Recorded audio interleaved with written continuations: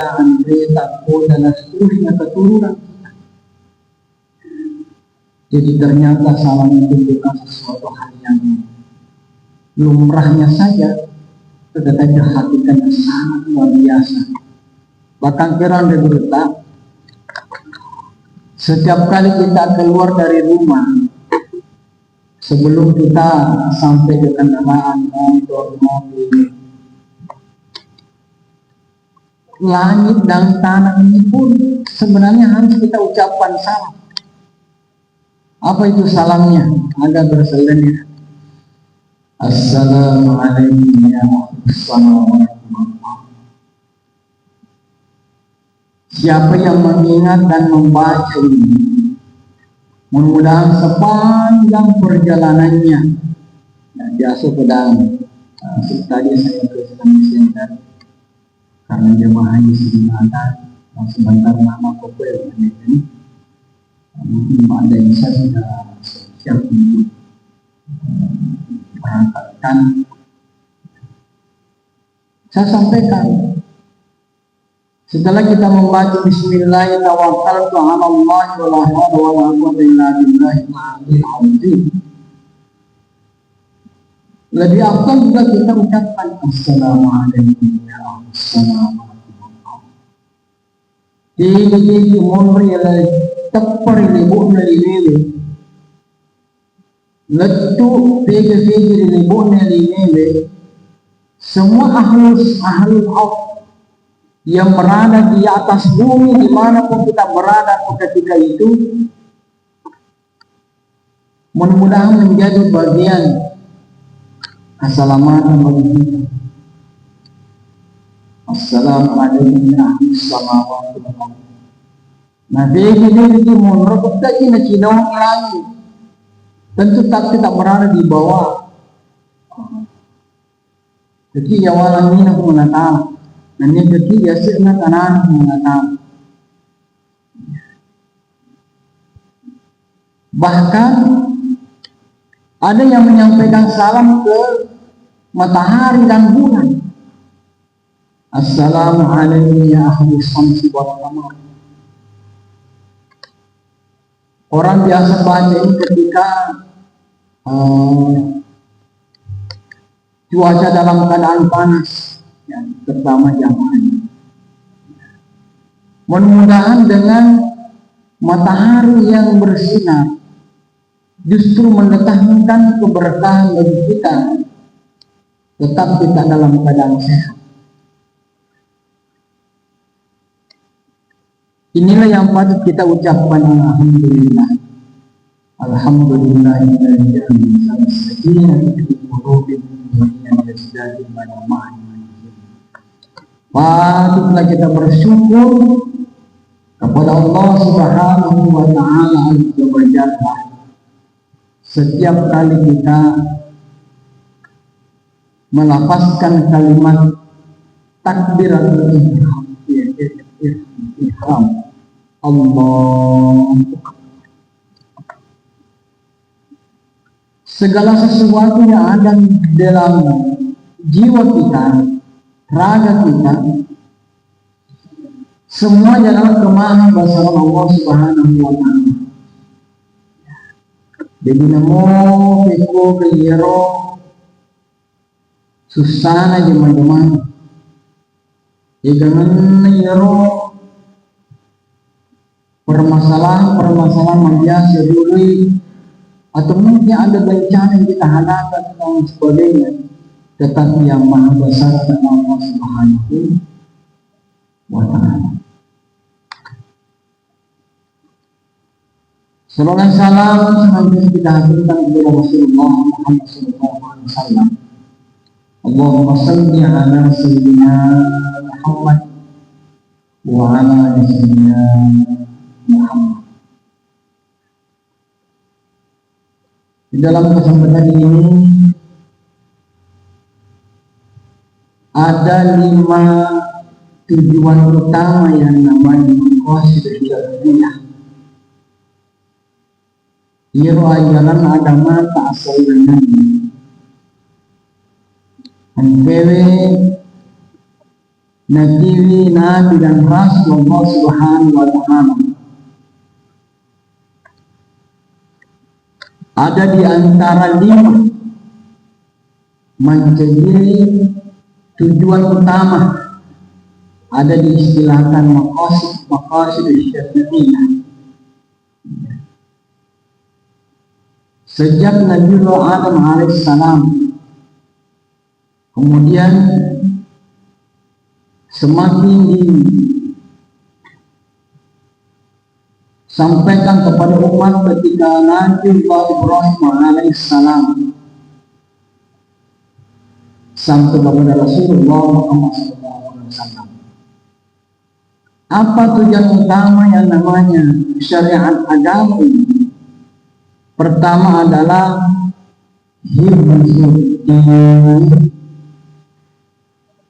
terpeliharanya agama.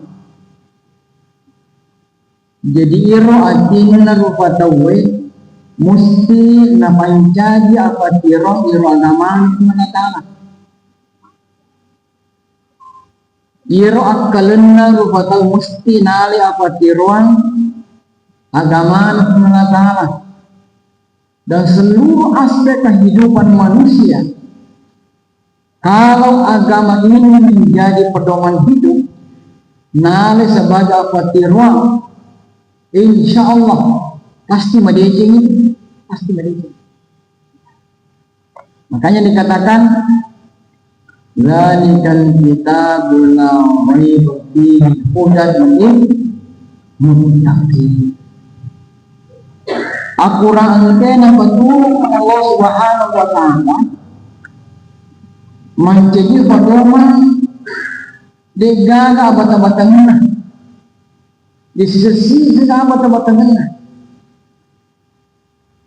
Sejak Al-Quran diturunkan sampai hari ini tidak ada sama sekali perbedaan huruf yang satu di Indonesia dengan huruf yang ada di Iran dan di negara manapun. Dia nengkan aja dia Al-Quran. Jadi betul-betul itu hudan linnas. Allazi anzala al-Quran hudan linnas wa bayyinatin minal huda wal furqan. Jadi manusia menjadikan Al-Quran agama ini sebagai pedoman hidup,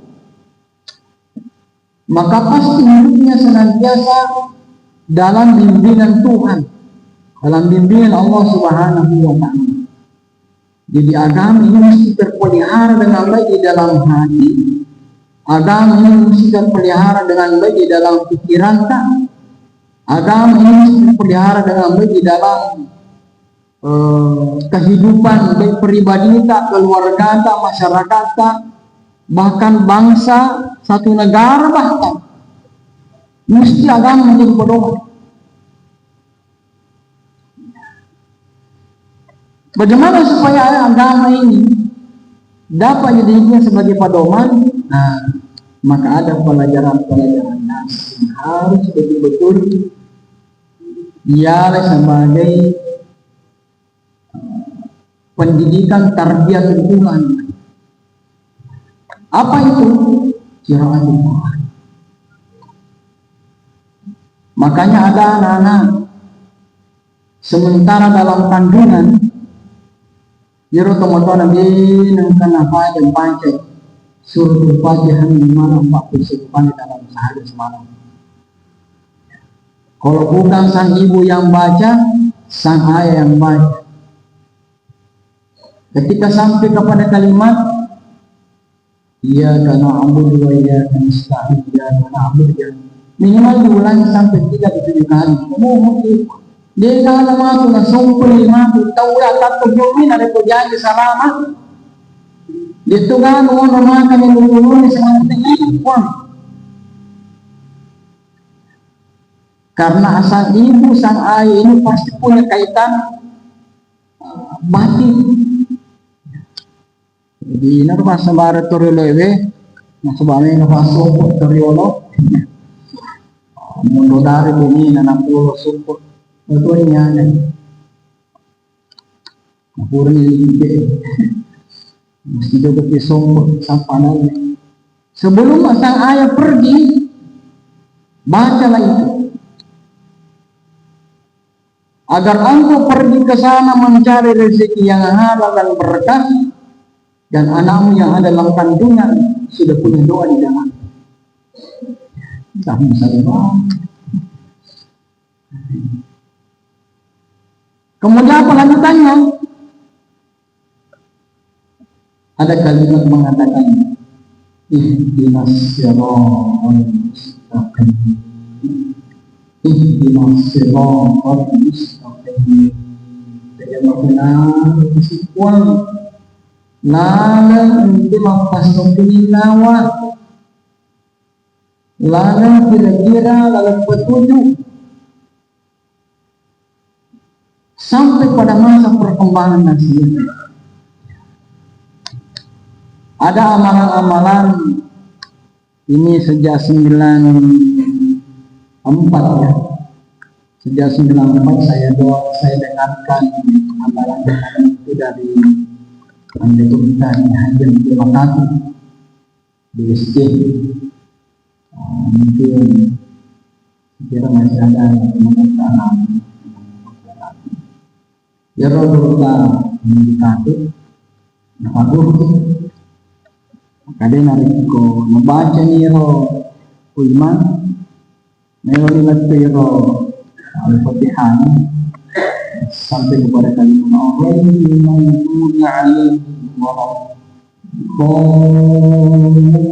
membaca roin mempunyai kita berdoa di dalam hati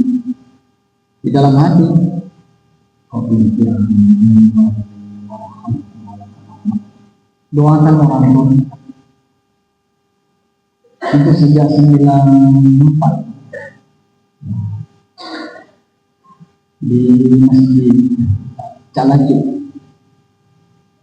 Apa itu maksudnya? Bahwa supaya doa-doa orang tua kita, doa dengan niro tomat bapak letuk kuini jata sampai keturunan kita.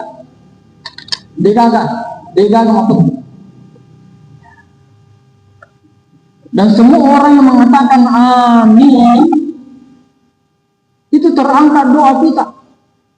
Kalau memang di dalam masjid itu ada 1000 orang, ada sebanyak sekian banyak orang, maka sekian banyak kalimat amin itu menghantarkan doa-doa yang berdoa ketika itu. Waktu saya antar jemaah orang, pokoknya kota biasa metode pun tak pasti kontak metode ya dong. Dimanapun kita sholat berjamaah, biar di Masjid Haram, di Masjid Nabawi, ketika imam sudah sampai kalimat al-fatihahnya, maka serentak doa itu. Untuk apa? Agar agama ini senantiasa terpelihara dalam diri kita, anak-anak kita, cucu kita, dan seterusnya. Tadi bacaan Quran merupakan dasar utama dari komang terpedoman jadi apalagi sejak anak-anak itu sudah lahir. Ada lagi yang mengamalkan kalimat salah satu ayat Al-Quran, ya ayyuhalladzina wasallu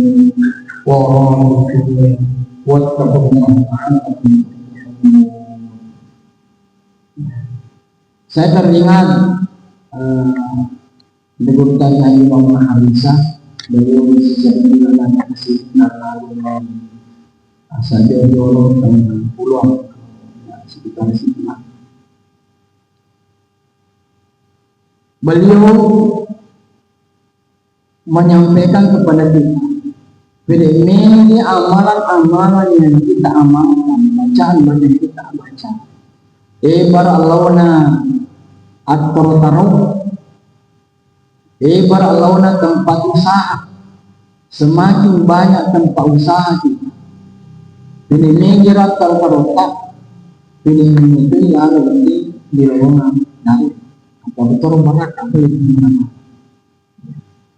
Ada yang tidak hanya sekedar baca, zikir tapi dia juga baca Al-Quran. Di samping dia baca Al-Quran juga dia memperbanyak salat sunnah. Di samping dia banyak salat sunnah juga banyak sedekahnya misalnya. Banyak negatif dulu pada rupa. Jadi semakin banyak puji-puji amalan-amalan kita, semakin banyak yang kita dapatkan keberkahan Allah Subhanahu wa Ta'ala. Kemudian selanjutnya namanya hifdzuddin, terpeliharanya orang dari aspek agama adalah puncaknya dari seluruh rukun Islam ada pada sholat. Angker itu dunia sembahyang, angker itu dunia sembahyang. Jadi ketika anak sejak kecil kita bina dengan ibadah sholat, sembahyang. Betapa bahagianya seorang ayah dan ibu dari kondisi yang nama sembahyang. Ni tanah macam mana alhamdulillah, ni tanah apa sekolah korban. Karena mereka sudah yakin mudah-mudahan malampe umurna sungat nama kiana mencari diri fatul falal mempasuk ini nawa tidak mampu melihara mendidik anak-anak mereka di masa akan datang. Nah, kalau terjadi di lingkungan satu keluarga, ya, tasidi keluarga terbina dengan agama, terbina dengan Al-Quran, terbina dengan pendidikan agama, dengan sholat, dengan pesan-pesan dari ayah dan ibu dan seterusnya, maka pasti menjadi contoh. Wah, ada baca mengaji, nanti mana anak-anak, biasa kok benar. Ada malam-malam ngaji, nomor hasil mana anak-anak, pasti muncul itu orang berkata begitu. Amalan-amalan itu tidak hanya sekedar 1 hari 2 hari diganti, terus menerus sudah menjadi bagian hifdzuddin. Tak biasa metode artinya perilakunya kehidupan sehari-harinya dengan anak. Menurut yang saya baca, tidak pernah di subuh hari pasti mengingatkan anaknya tentang sholat. Jadi bagaimanapun nakalnya itu anak-anak, namun sekolah bertani musik anak, pasti susah teringat dengan ayahnya. Jadi kenapa ini masih banyak bapak, ayah, dan pesan-pesan itu membekas dalam nuraninya, akhirnya masih ditajam dan pasti akan mengingatkan kepada anak-anak mereka juga. Itu namanya. Apalagi perkembangan dunia modern saat ini Pak, luar biasa. Saya masih teringat bahasanya presiden kita Habibie, yaitu pentingnya infak dalam mengawal teks. Jadi iman dan takwa mesti mengawal ilmu pengetahuan dan teknologi.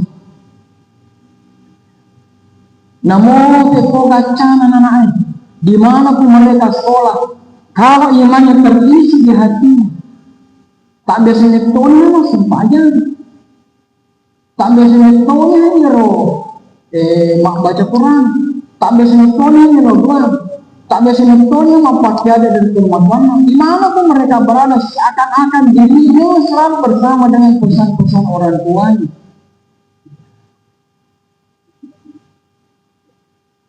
Wa huwa ma'akum aina ma kuntum. Dimanapun engkau berada, pasti engkau selalu merasakan kehadiran Tuhan yang Maha Kuasa dengan kita. Ya.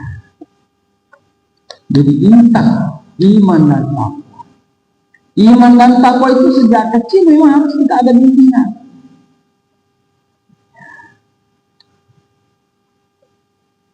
Kemudian ada namanya pola zikir, pola fikir. Itu pikiran orang. Menurut Habibie, menurut beliau, pola pikir seseorang sangat terpengaruhi oleh pola jiwa seseorang. Nerepo jiwanya tak biasa merengarang kenyataan. Sudah terbimbing dengan zikir-zikirnya, doa-doanya, sholatnya dan sebagainya, puasanya dan sebagainya, baca Al-Quran dan sebagainya. Ibarat cahaya zikir itu, cahaya sholat itu, cahaya puasa itu, cahaya sedekah itu, cahaya baca Al-Quran itu, nah tajamnya kelena. Ya, sama dengan Al-Quran yang seperti ini.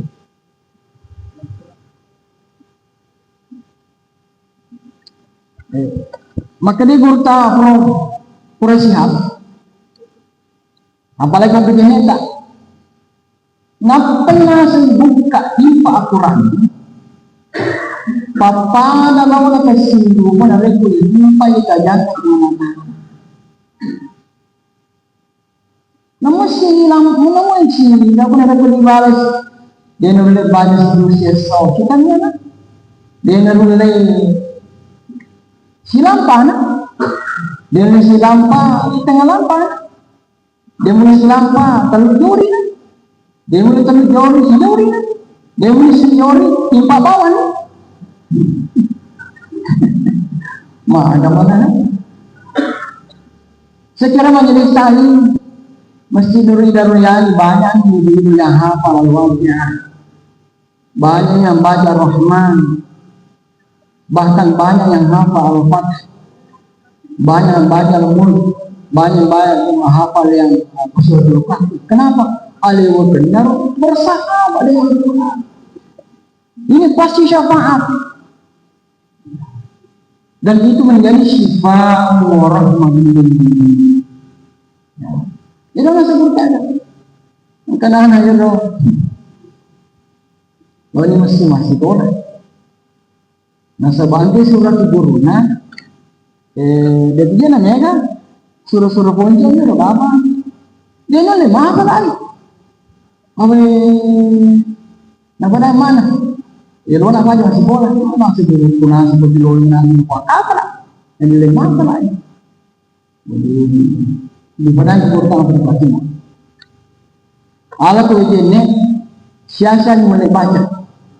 Daripada namanya sedih sama malah sulit baca. Masa pada mulai apa lain? Catur dotono, foto panik ya rum.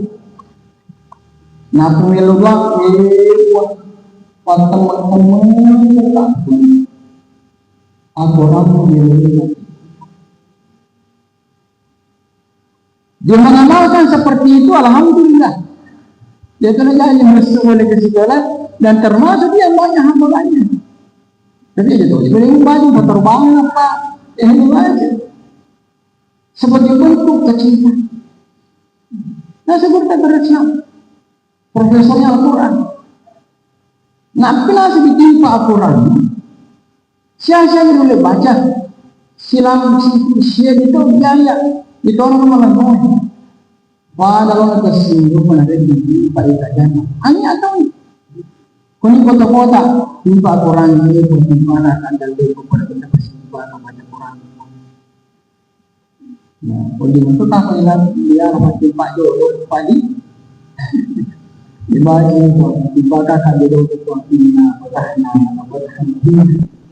Dia itu kalau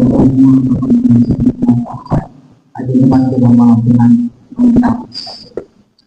Hari ini yang kedua ada namanya hidup nafs, menjaga iman. Kemarin ada asas ini hati kita tahu. Karena memang proses penciptaan manusia yang mereka lahir di dunia atas izin Allah. Ini orang mengatakan bahwa tetapi begitu beragam orang kemana banget Bagaimanapun kesamaan pasti ada bela. Maka dia kembali oleh anak. Ya, jadi dia sana malok, dia sana mati. Ya kok maju, jual malok melulu. Tapi pasti ada bela.